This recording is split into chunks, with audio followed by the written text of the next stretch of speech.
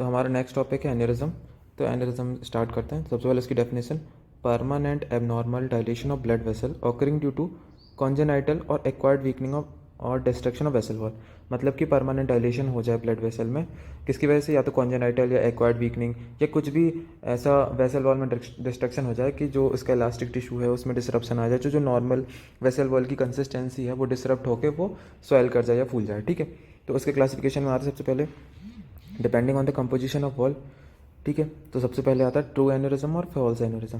True aneurysm मतलब कि उसकी सारी लेयर इन्वॉल्व हों, ऑल लेयर इन्वॉल्व होंगी वेसल वॉल की, तो उसे बोलते हैं ट्रू एन्यूरिज्म। तो उसमें आते हैं एथेरोस्क्लेरोटिक और ट्रांसम्यूरल एमआई में ये देखा जाता है। और फॉल्स में क्या होता है कि vascular wall leads to formation of haematoma.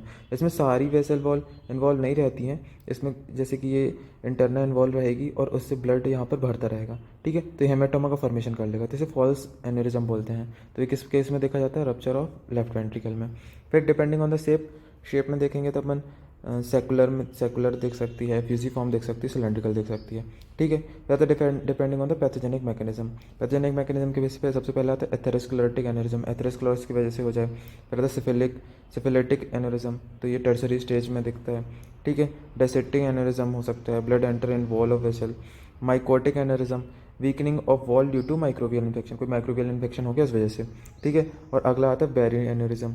ठीक है, बेरियन एन्यूरिज्म अपन ने फर्स्ट ईयर में पढ़ा था एनआर्ट में, सर्कल ऑफ विलिस में प्रेजेंट होता है, वहाँ पर एन्यूरिज्म हो जाए। ठीक है, फिर आता है पैथोजेनेसिस।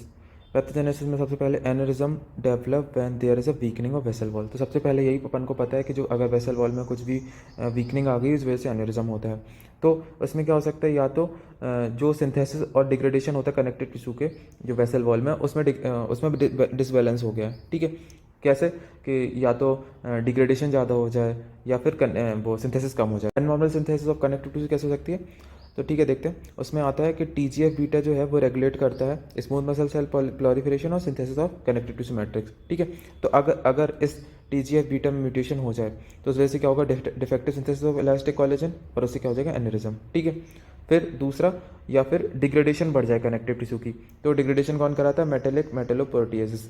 तो ये एक एंजाइम है जो कि डिग्रेडेशन कराता है कनेक्टिव टिश्यू की, तो अगर ये ज़्यादा डिग्रेडेशन करा देगा तो उससे भी एन्यूरिज्म हो जाएगा।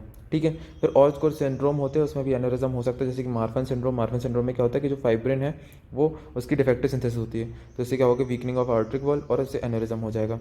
ठीक है, फिर अगला आता है एहलर डल्लस सिंड्रोम। उसमें क्या होता है, डिफेक्टिव टाइप 3 कोलेजन सिंथेसिस, उसमें टाइप 3 कोलेजन है उसका डिफेक्टिव सिंथेसिस होता है, तो उससे क्या हो जाता है, एन्यूरिज्म हो जाता है। फिर आता है तीसरा, विटामिन सी डिफिशियंसी। उसमें क्या होगा, अल्टर्ड कोलेजन क्रॉस लिंकिंग, जो कोलेजन है उसकी क्रॉस लिंकिंग में डिफेक्ट होगा, उस वजह से एन्यूरिज्म हो जाएगा। तो इन सब में क्या है कि जो उसकी वेसल वॉल है उसमें जो कनेक्टिव टिश्यू है उसमें डिफेक्ट आ गया है, तो उस वजह से क्या हो रहा है, एन्यूरिज्म हो रहा है। ठीक है, तो ये होगी पैथोजेनेसिस।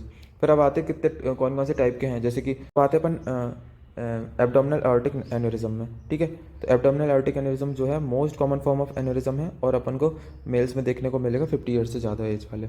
ठीक है, कहाँ पर प्रेजेंट होता है, एब्डोमिनल एर्टा और आर्च ऑफ एर्टा में देखने को मिलेगा। ठीक है, जो इसकी शेप होगी वो होगी फ्यूजिफॉर्म और सेकुलर शेप। ल्यूमेन में कंटेन म्यूरल थॉम्बस, तो ल्यूमेन में म्यूरल थॉम्बस भी हो सकता है। ठीक है, और इसकी साइट कहाँ पर होगी, अबव द बाइफर्केशन ऑफ अर्टा और below the origin of renal arteries. ठीक है, ये इसकी लोकेशन हो गई।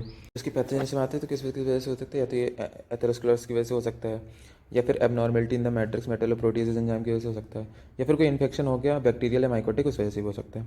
ठीक है, फिर आते हैं इसके क्लिनिकल फीचर और कॉम्प्लिकेशन क्या हो सकते हैं। ठीक है, तो अगर ये एन्यूरिज्म कहीं पेरिटोनियल कैविटी में रप्चर हो जाए तो उस वजह से क्या हो सकता है, ब्लीडिंग होगी, और ब्लीडिंग वो फैटल हेमरेज होगा, मतलब कि बहुत ज़्यादा ब्लीडिंग हो जाएगी, इंटरनल ब्लीडिंग हो जाएगी, और उससे उसकी पेशेंट की डेथ हो सकती है। फिर ऑब्स्ट्रक्शन ऑफ ब्रांच, अगर ये जो किडनी की ब्रांचेज हैं या फिर जो कहीं भी सप्लाई कर रही है नीचे एओर्टा में, तो वो वहाँ की ब्रांच में कोई भी ऑब्स्ट्रक्शन हो जाता है तो वहाँ पर क्या हो जाएगा, उस ऑर्गन की इस्चीमिया हो जाएगी, एम्बोलिज्म। ठीक है, तो उसमें क्या हो सकता है कि जो एथेरोस्क्लेरोटिक प्लाग है या म्यूरल थ्रोम्बोसिस वजह से एम्बोलाई फॉर्मेशन हो सकता है।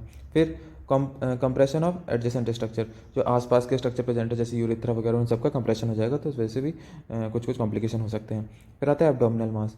ठीक है, तो एब्डोमिनल मास अगर बन चुका है तो उस वजह से क्या हो सकता है कि ट्यूमर को स्टिमुलेट कर देगा वो। ठीक है, नेक्स्ट आता है थोरेसिक आर्टिक एन्यूरिज्म। ये इसका मोस्ट कॉमन कॉज है हाइपरटेंशन, मार्फन सिंड्रोम। ठीक है, क्लिनिकल फीचर में अपन को क्या देखने मिलेगा कि इसमें इसको ब्रीथ करने में डिफिकल्टी हो, क्यों? क्योंकि इसने ये कब क्या कर देगा, कंप्रेस कर देगा लंग्स और एयरवेज को। ठीक है, स्वेलिंग में दिक्कत होगी क्योंकि इसोफेगस को कंप्रेस कर देगा। क्रॉनिक कफ हो जाएगा क्योंकि लैरेंजियल नर्व को कंप्रेस कर देगा। ठीक है, रप्चर ऑफ एन्यूरिज्म, इसमें भी फेटल हो सकता है कि अगर रप्चर हो जाएगा एन्यूरिज्म का तो हेमरेज हो जाएगी, तो उसकी वजह से फेटल हो जाएगा। फिर अगला लास्ट आता है सिफिलिटिक एन्यूरिज्म। सिफिलिटिक एन्यूरिज्म में क्या होगा कि ये मेनली इफेक्ट करेगा असेंडिंग एओर्टा और वेसोवेसोरम को। ठीक है, और इसमें क्या अपन माइक्रोस्कोपी में क्या देखने मिलेगा, अपन को एंड आर्टराइटिस, पेरी आर्टराइटिस देखने को मिलेगा। ठीक है, फिर और इसमें एक इम्पॉर्टेंट चीज़ है ट्री बार का अपीयरेंस। ठीक है, तो ये था एन्यूरिज्म के बारे में। इतना एन्यूरिज्म इंपॉर्टेंट है, ये भी 5 नंबर में आराम से आ सकता है, तो यूनिवर्सिटी में काफ़ी इंपॉर्टेंट है, तो देख लेना। Thank you.